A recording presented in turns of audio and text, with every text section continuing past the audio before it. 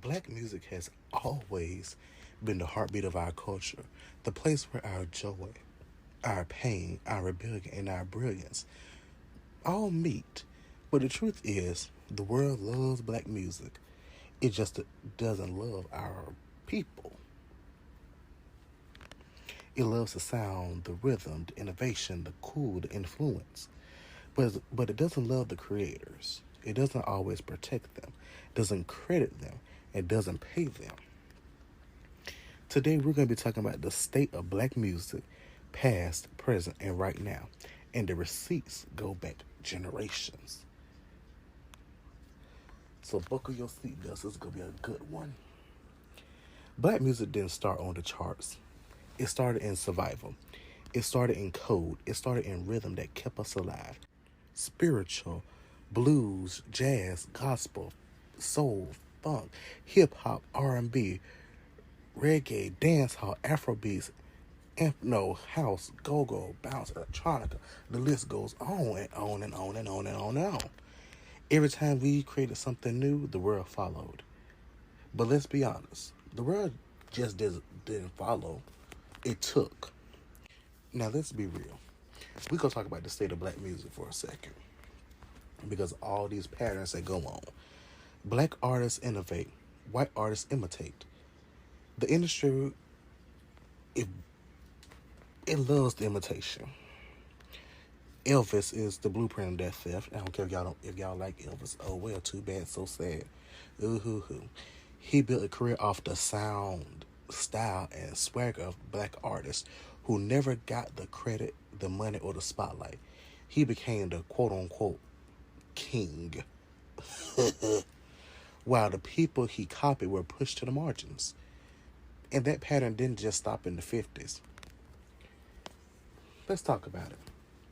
Michael Jackson gave the world perfection, and the world repaid him with scrutiny, exploitation, and a media machine that treated him like a spectacle instead of a human being.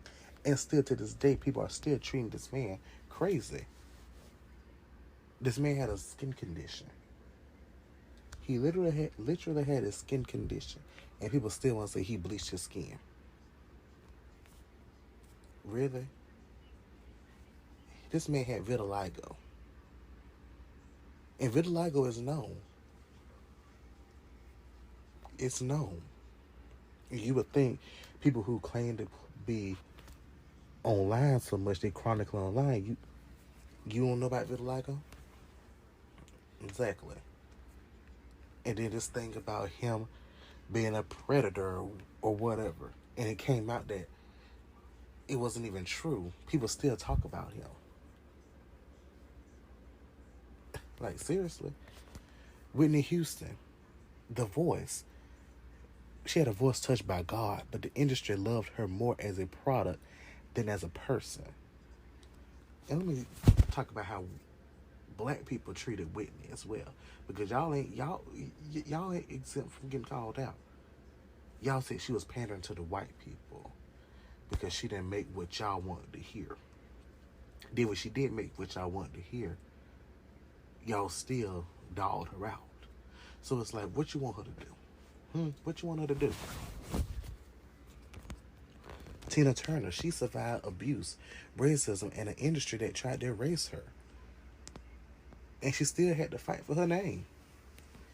Like, see, this woman literally went through abuse. You know, some people still make jokes about it. Some people do. And it's like, it's not that funny. Because I know we all know the Eat the Cake anime scene and what's love got to do with it. We all know that everyone has had their laughs. Everyone has, they know all about it. People find it funny. I really didn't because, you know, she said she didn't want no cake. Everyone knows about it. It's a verse in Drunk in Love with Jay-Z and Beyonce. Jay-Z he says it. Well, I don't think they say it now. Oh, well, no, they ain't performed Drunk in Love together. They ain't performed Drunk in Love together. But before he used to say it, but I don't think now he would say it. But if he did, oh well. At this point, people have been, some of y'all get mad at Beyonce and Jay-Z for that line, but getting still though. Some of y'all was the main ones dogging Tina out. Some of y'all was the main ones laughing at her. Exactly. Speaking of Beyonce, she's one of the most studied, imitated, and dissected artists alive. People copy her visuals, her sound, her work ethic, her entire blueprint, and then pretend she's overrated. Because they can't admit that they're following her lead. You can't admit that your fave following Beyonce's lead. You can't admit that. You can't. You can't admit that your fave is inspired by Beyonce. And you really want to look at it, Beyonce is one of the greatest living performers of all time. I know everyone wants to put her there with Michael Jackson, then boom, bam, there goes the Beehive and the Moonwalkers, they're fighting. When first and foremost, Beyonce and Michael Jackson loved each other. He was her icon, her idol, her hero. So what we doing? And even if you sit there and say, oh, Beyonce better than Michael Jackson, to Beyonce go sit there, no, honey. No, boo. Julius removed them. She was like, no, I'm not. No, Michael was one of a kind. Michael was Michael. Beyonce is Beyonce. Now, if you say she's sitting at the table with Michael Jackson, then yes, we will agree. But if you say she's better than Michael Jackson, that's where we have the problem at. Because I love Beyonce down. Everyone knows I love Beyonce down. And I can admit she's not better than Michael Jackson. She's not. She's at the table with Michael Jackson. She's in the league with Michael Jackson. She's up there with Michael Jackson as a legend. But has she surpassed him? Some may think so, some may think not. I'm saying no. Prince had to write slave on his face to fight ownership of his own music. Aretha Franklin was the voice of a generation, yet the industry constantly tried to box her in. Nina Simone was too political for the industry, but her sound became the foundation of modern sampling. Lauryn Hill gave the world a masterpiece and was punished for refusing to let the industry control her. Like, this is the same woman who still has that one album out. And it's still the one of the most talked about albums of all time. Megan Thee Stallion had to fight for her own label just to release music. You know, Kesha, JoJo, and countless others were praised for fighting label abuse, you know. There was, yes, fight back. But when black women did it, they were labeled difficult and said they had an attitude. And today, black artists create culture. The world consumes it. And too often the creators get left behind. And while I'm on the subject of these artists, let me roll it back to Beyonce real quickly. Now, remember last year, well, 2024. Remember when everyone was saying, oh, Beyonce may make a country album? And then everybody was like, oh, no, she's not going to make a country album. It's going to be a rock album, which is going to be Act 2. But that's what everybody was thinking. But it came out that said Act 2 was supposed to be Act 1. Renaissance was supposed to be Act 2. We were supposed to be doing Renaissance Act 2 in 2024. But Beyonce said that we just coming off of COVID and everything. She wanted the world to have something to dance to, be free and everything. Because first and foremost, girl, we was tired. We was in quarantine. Hello. But anyway, let's roll it back to 2024, where Beyonce put out Texas Hold'em and 16 Carriages. When she did that Verizon commercial at the Super Bowl, and she dropped two singles. Soon as she dropped Texas Hold'em and 16 Carriages, that's when you saw all the racism come out. It was at an all-time high at that point. Again, it was at an all-time high. Again. Oh my God, she's not country. She's not country. Why is this black woman doing country? Oh my God, she thinks she just because she could put on a cowboy hat and do this, that makes her country. She's not country. This white woman not country. It's like, first and foremost, learn your roots. Learn country. Because first and foremost, black people created country. But now y'all took that and made it to something, eh. And it's like, So a black woman from Houston, Texas, who was raised, who has family in Alabama, Galveston, Louisiana, everywhere. Someone who was raised in the South, in Houston, Texas. She was raised in Houston, Texas now. You mean to tell me she's not country, but Keith Urban, who was born in Australia, is more country than her? The math ain't mathing. And it's like, what y'all getting so upset for? You know you have the option not to listen to it. And from then on, after she released Cowboy Carter, and it was, oh my God, Texas Hold'em it's just the worst song there is. And it's like, well, 16 Carriages is right there. 16 Carriages right there. Why don't you listen to 16 Carriages? Why don't you listen to that? Because that was my favorite song instantly. When she dropped, I was like, yes, girl. You better sing it, Beyonce. I saw mama crying, saw daddy lying, had to sacrifice and leave my tears behind. That was my favorite verse right there. But anyway, it was like, y'all can listen to another song. And then when she dropped Cowboy Carter, it was like, there are multiple songs on here. But every time you got on TikTok, one of those little think pieces about Beyonce and Cowboy Carter came on. Nobody wants to hear Texas Hold'em all the time. Well, dear, there's American Requiem, there's Blackbird, there's 16 Carriages, there's Protector, there's Bodyguard, there's Daughter, there's Just for Fun, there's Two Hands to Heaven, there's Yaya, there's Sweet Honey Buckin', there's Amen, there's Jolene, there's Riverdance, there's Spaghetti, there's Texas Hold'em. Yeah, hello. Am I missing it? Tyrant. There's Tyrant. There's Flamenco. There's Desert Eagle. She had other songs on that album. But no. Y'all only thought about Texas Hold'em. And it's like, there's more songs on there than Texas Hold'em.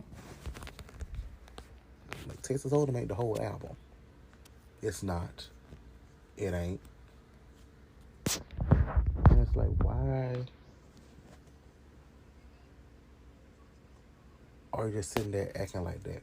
There's Levi's Jeans. There was Two Most Wanted. There's Alligator Tears.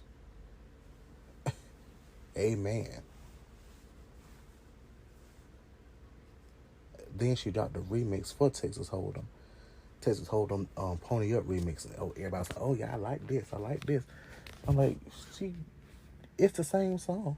It's the same song. She just remixed it and put a little bounce to it. Like, it's the same song. You had people listen to that one more than the regular one. The same ones who hated on the regular one was not listening to the remix. And was like, basically you listen to the regular one, but with a little bounce to it. Then came around when it's time for the tour. And when the album of the year, Grammys was going on, and they said that she won Best Country Album.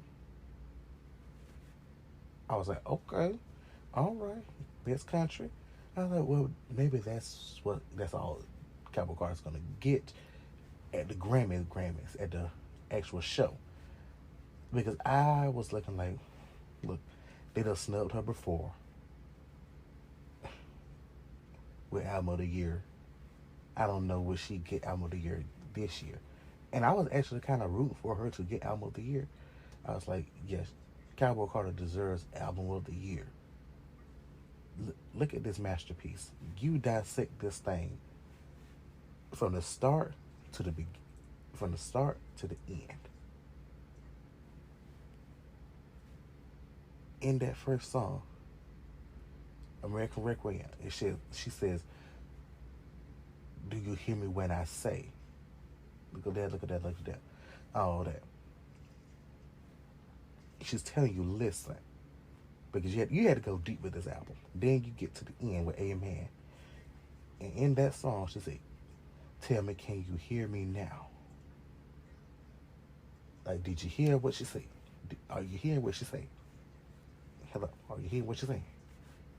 And then when they proceeded to announce all the nominees for Album of the Year, I was like, okay, look, you got Beyonce, you got Billie, you got Taylor, you got Charli XCX. I think Sabrina Carpenter was in there. Somebody else was in there. I don't remember who was. But I remember those people in there. I was like, okay, look, if it don't go to B, Charli would be my next person to get an album of the year to. I was like, Taylor, Torture Poets Department was okay, was good, but it wasn't really album of the year worthy. I feel like that was basically a love letter to the fans, if you get what I'm saying. But anyway, they proceeded to announce that she won album of the year. And baby, when I tell you I was shocked, I was like, ah, yes! Next thing you know, lo and behold, here comes all the Billie fans. Here comes all the Billie Eilish fans flooding her comments, being racist towards her, hating on her. All of them on TikTok just going on and on. All of them on Twitter just going on and on. It's like, first and foremost, she wasn't even second choice. When you look at it, she wasn't even second choice. I don't think she was third choice. And it's like, y'all act like this girl ain't won album of the year before. She has won album of the year before. Or has she won just a Grammy? I don't really care at this point what she won. But she has won a Grammy. They act like, I take it, Billie Eilish fans acted like that lady has never won an award in her life. And it's like, seriously?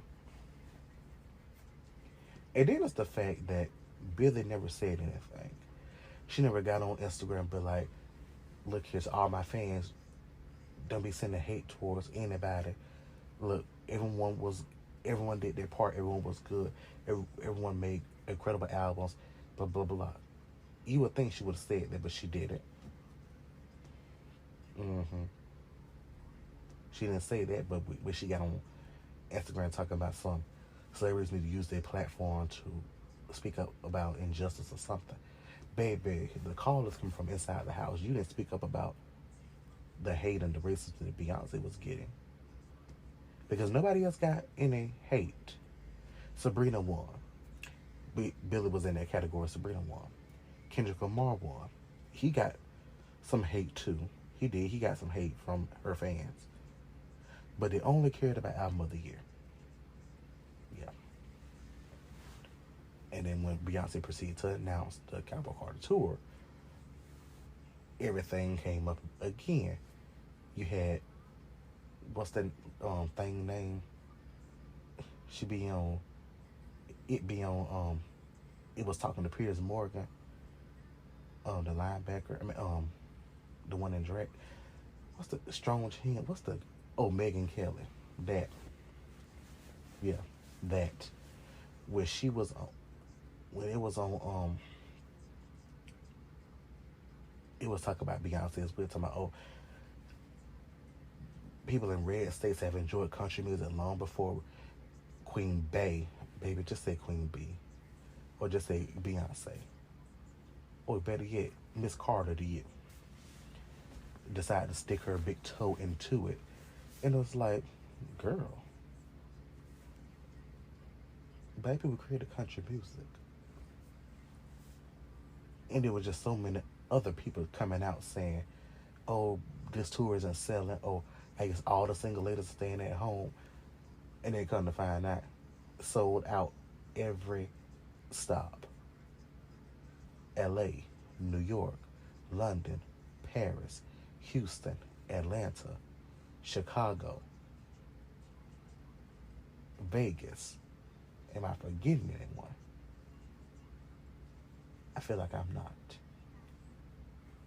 Sold out every show. Every show. Became the highest grossing country tour of all time.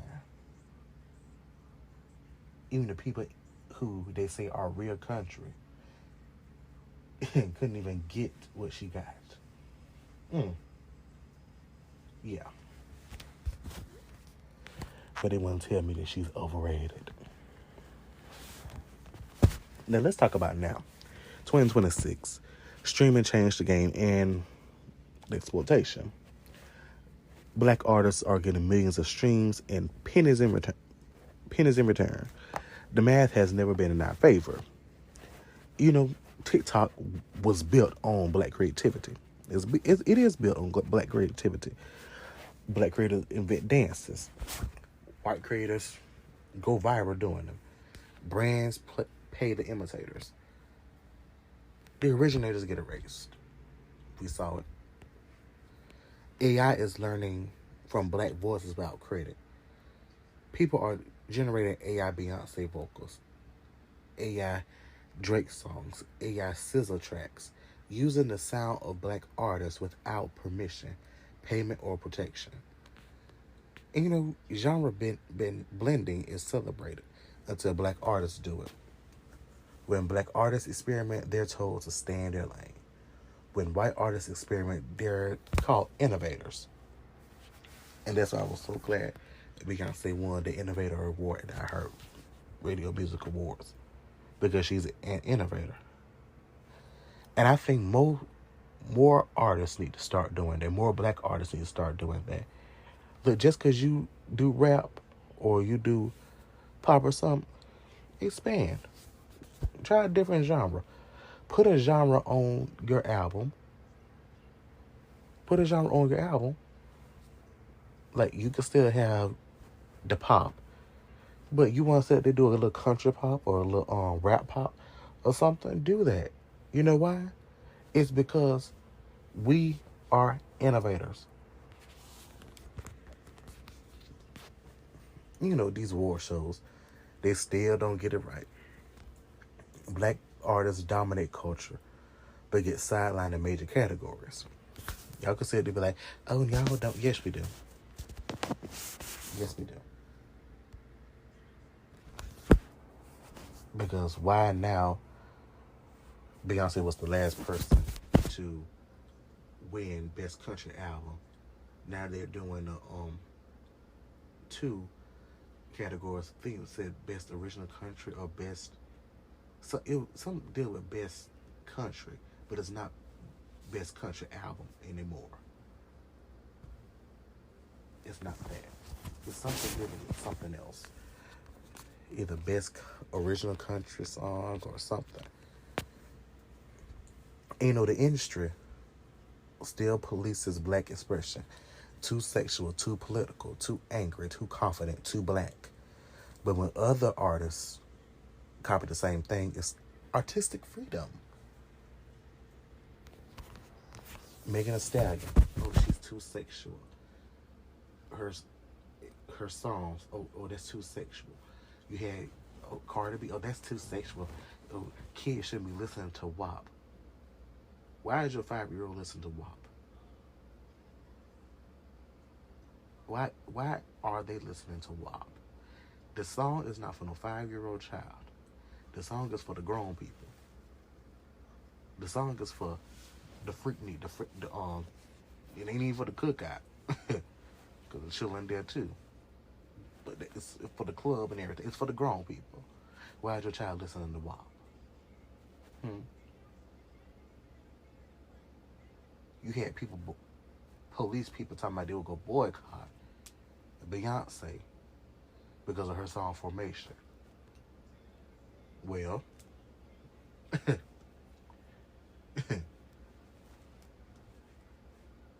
and art is political. We saw that with Beyonce. We saw that with Kendrick Lamar. We saw that with Michael Jackson. So many other black artists. When they create art, it is political. Whatever they say, whatever they do, whatever they put on stage, it's political. It is. But here's the shift. Black artists are reclaiming their power, owning their masters, building their own labels, creating their own platforms, releasing independently, touring on their own terms, using social media to bypass gatekeepers, blending genres without permission, telling stories the industry used to silence. The industry can't gatekeep it the way it used to, and that scares people. Because when black artists have freedom, the culture evolves without permission. The algorithm is the new gatekeeper. It wants quick, it wants catchy, it wants predictable, it wants viral. But but you know, black music has always been deeper than that. It's emotional, spiritual, layered, lived in. And when the algorithm tries to flatten the art, black artists still find ways to break through. You know, we always do. Black music is undeniable because it's honest, it's rooted, it's innovative, global, spiritual. It's ours. People can't imitate it, but they can't originate it. They can study it, but they can't embody it. They can monetize it, but they can't manufacture the soul. Black music hits different because black people live different. The state of black music is complicated, but it's alive. It's evolving. It's resisting. It's reclaiming. Black music has always been the soundtrack of our existence. And no matter how the industry shifts, the culture will always lead.